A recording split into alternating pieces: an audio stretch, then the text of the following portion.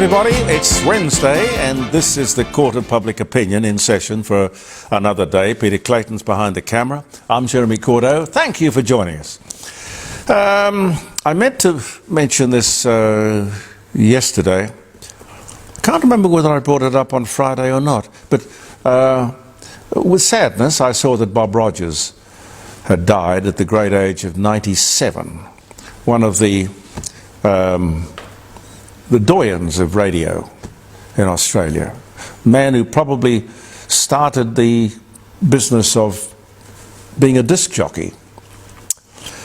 They were sort of very interesting, formative days of radio when he was, I think, only 14 back in 1942 when he started at 3KZ in Melbourne. But he worked at 4BH and he worked at 2CH in Sydney, 2SM, one of the original good guys, and of course at 2UE. A very, very successful man. Well, having spent something like 70, getting on for 80 years broadcasting in the broadcasting industries. Great, great tribute. I remember he came here to Adelaide.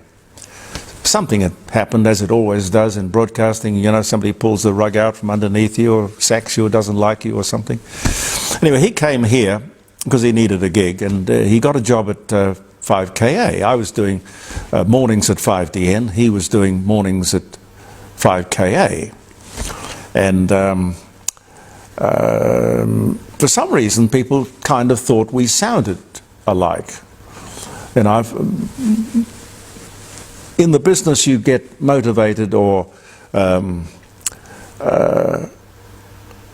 won't say intimidated. Yes, it probably is intimidated because you're young and you're aspiring, and you see these people who have the position of a star in the world of broadcasting, and that's the thing that you want to be, and you look up to these people. I was looking up to John Laws more than I was looking up to Bob Rogers.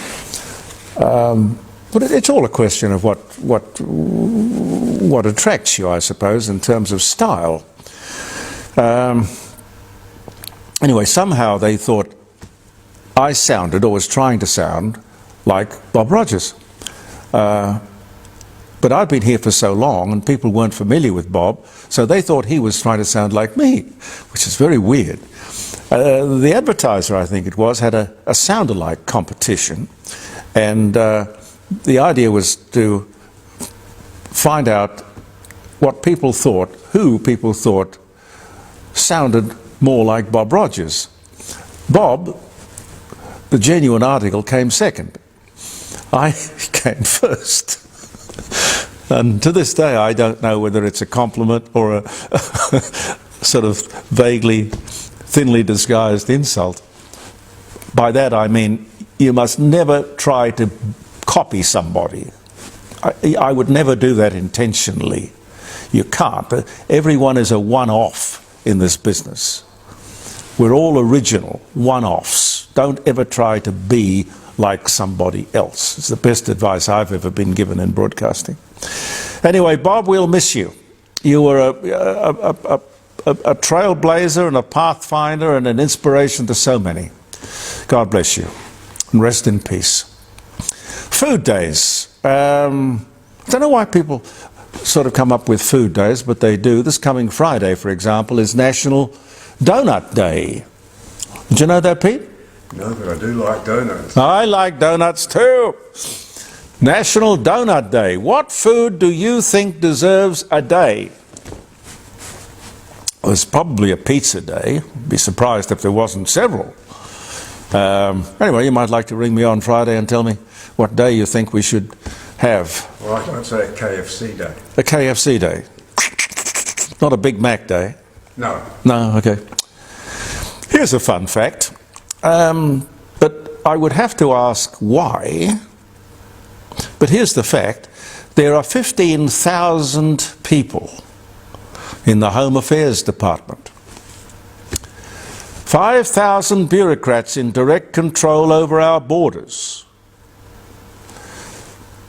How do they keep our borders safe, I wonder, from the comfort and the environs of Canberra?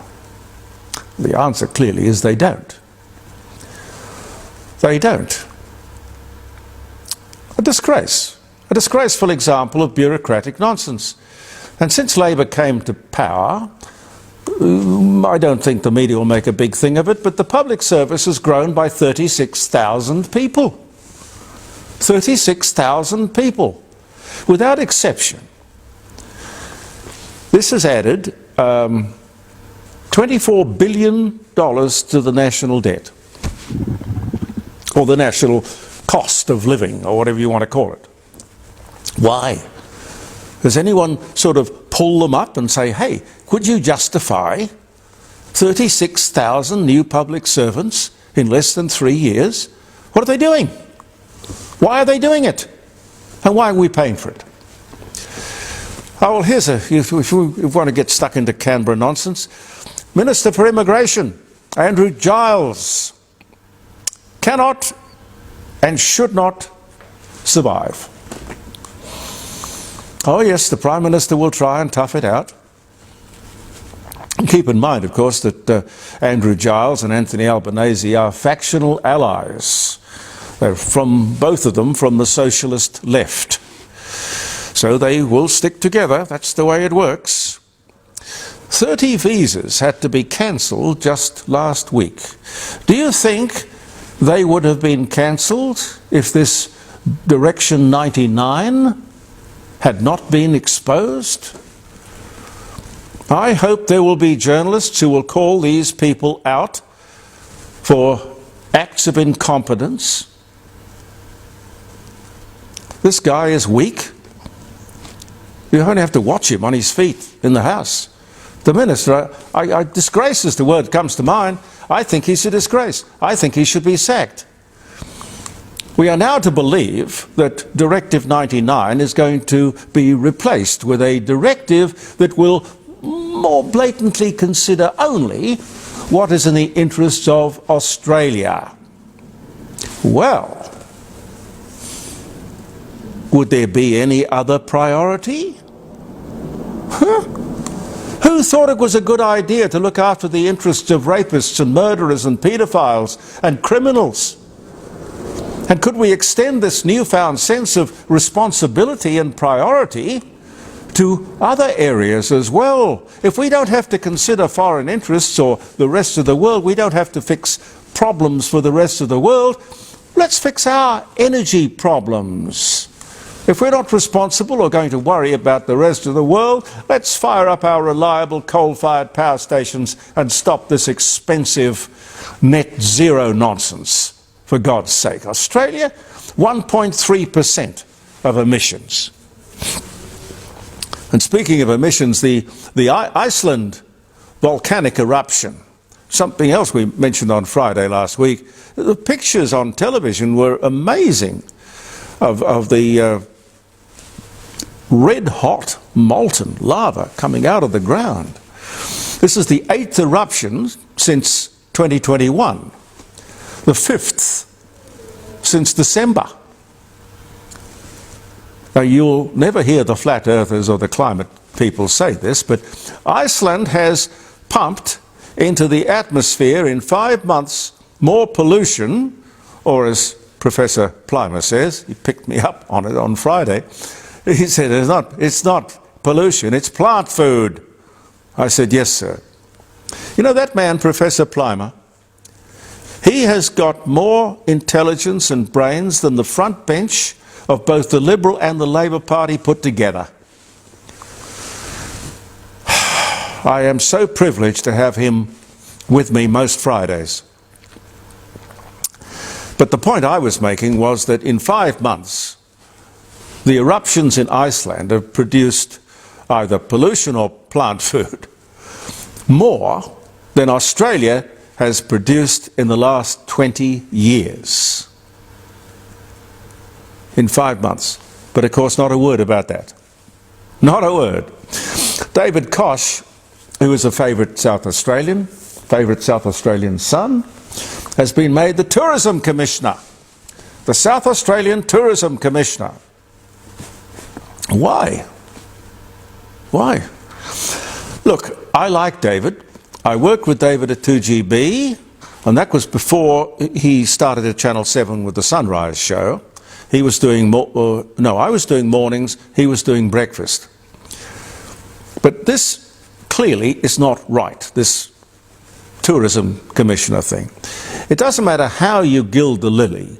We need to promote and reward local people. David has voted with his feet. Having left day-to-day television, he could have moved straight back to Adelaide, where he is, of course, the chairman of the Port Adelaide Football Club. The Premier just should stop and think. How does this look? Or has he totally confused good judgment with arrogance? The guy, David, is a presenter, a frontman. David Koch, a good one. He's a financial journalist. What this job calls for is marketing nous, marketing flair, maybe even marketing genius, management skills. The most potent message to come out of this decision: the Tourism Commissioner must live in the state he or she is promoting. Anything else is a joke.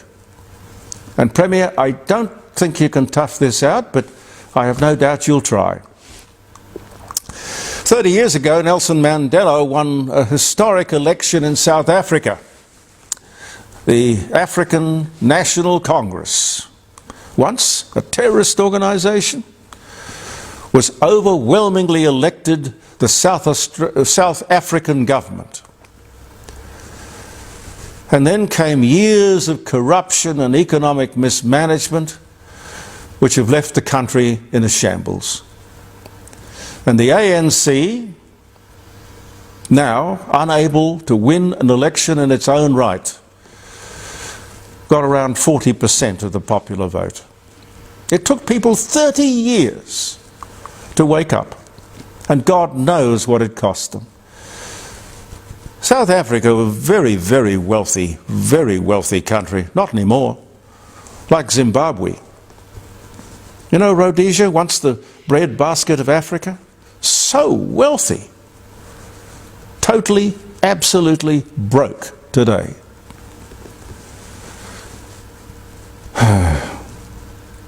But I don't know. I don't know where the African National Congress will go. They'll probably try to cobble together some sort of coalition. Every country in Africa can say that it rid itself of colonialism. Because lots of people were there, the Dutch were there, the Germans, the English, the French. You know, lots and lots of people were there. But they rid themselves of colonialism and embraced poverty, corruption, and hopelessness. On top of that, violence and lawlessness. I cannot think of a country in Africa that has succeeded, or, with independence, has achieved anything. Now, I do want to remind everyone that tomorrow will be the 6th of June, the 80th anniversary of, in World War II, D-Day. It was supposed to be, I think, the 5th, and changes had to be made because of the weather. And right up until the 6th, Dwight Eisenhower was thinking about whether or not the weather would allow D-Day to occur. The Normandy landings. The Allied mission to liberate Western Europe from Nazi occupation. While the majority of Australians were engaged in the war with Japan, Australia did play a small but very important part in D-Day that I didn't know about until I was reminded. not only D-Day, but the many battles that followed. And there were many Australians who fought alongside the Americans, the British, the Canadians, Belgium, Czechoslovakia, Dutch, French, New Zealand, Norwegian, Polish, even I think Rhodesian forces. Approximately 3,200 Australians were in the D-Day landings. 3,200. Some 2,800 served in transport. That was, that covered a lot of area. A lot of areas, like for example, they towed gliders filled with paratroopers. They crash landed these gliders along the French coast. They had to get behind the lines.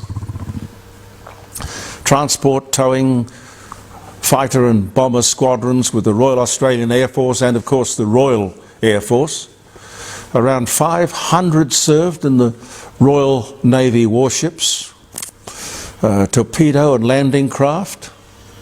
About a dozen soldiers served on the ground with the British Army on the very day. Thousands more Australians served during the Normandy campaign and beyond. At least 14 Australians, I understand, are known to have been killed on the day itself. Hundreds more were killed over the course of the whole campaign, the whole Normandy campaign. Lest we forget. But I tell you what, we had better not forget. How much time have we got, Pete? You got time. The Greens in Victoria, of course, they won't be thinking about D-Day or the courage and valour of Australian soldiers, men and women.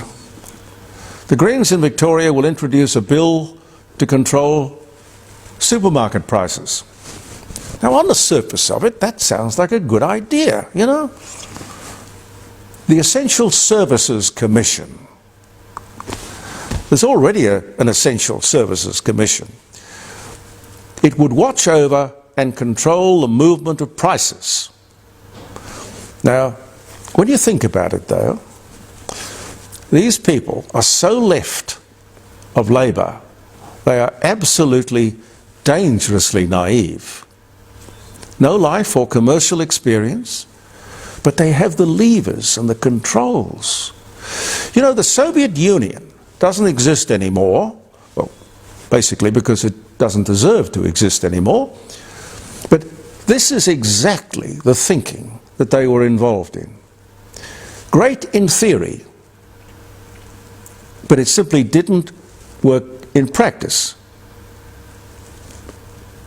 Prices were low in the supermarkets, or the Russian equivalent to a supermarket. Prices were low, but the problem, you know what the problem was? There was nothing on the shelves. Nothing to buy. And while the Labor government introduces in Victoria all sorts of really weird, far left thinking, this has got to take the cake.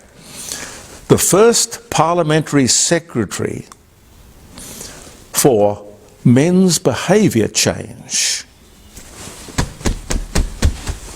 They're going to have a parliamentary secretary, paid for, with staff, in charge of changing men's behaviour. Oh my God. Dear oh dear. I'll leave it there and I'll just mention a few dates if I may. Happy birthday if you're having a birthday or wedding anniversary. I'm still a bit croaky, but thank you for bearing with me. June 5. Oh yeah, 1949 on this day, Enid Blyton's wooden toy character, Noddy, first appears in the Sunday Graphic. Happy birthday to Noddy. Noddy and big ears. What was that line that you'd never be allowed to get away with today? Noddy woke up one morning feeling a little queer. Because all these politically correct people jump on essentially the most innocent, childish language, childhood language, and ban it. Oh, you can't say that. This is a little segment here which specialises in those things that they will tell us, you can't say that. Yes, we can. 1944, after receiving favourable weather reports, General Eisenhower decides to proceed with the D-Day invasion on the following day, which was June 6. Palestinian. See, they do get a bit of bad press, the Palestinians. Palestinian Sirhan assassinates Robert F. Kennedy, shooting him 3 times and wounding 5 others at the Ambassador Hotel in Los Angeles, California. Kennedy dies the next day. This was the day, 1968 was the year. Emily Seabohm, Australian swimmer, 3 Olympic golds, born in Adelaide, 1992. 1937, on this day, Henry Ford initiates a 32-hour work week. Same day, 1940, a synthetic rubber tyre is exhibited for the first time in Akron, Ohio by the Goodyear Tire and Rubber Company. Kathleen Kennedy, American film producer, she produced E.T., The Extraterrestrial, Jurassic Park, president of Lucasfilms as well. Born in Berkeley, California, 1953. George Harrison releases Somewhere in England, his 9th studio album. Includes John Lennon's tribute All Those Years Ago, featuring Paul and Ringo as well. That was 1981. Australian woman Kathleen Folbig is pardoned after 20 years in prison for the murder of her 4 children. I remember this. After new genetic research found evidence of a gene disorder that had in actual fact most likely killed the children. You know, terrible miscarriage of justice. She'd been in jail for 20 years for something she did. Can you imagine what that could be like? Terrible. American pop singer Mariah Carey, 24, weds Sony Music CEO Tommy Mottola. He was 43. St. Patrick's Cathedral in New York. They divorce in 98. I don't know why people get married. You know, it'd be better to take a sort of a 12-month lease, wouldn't it?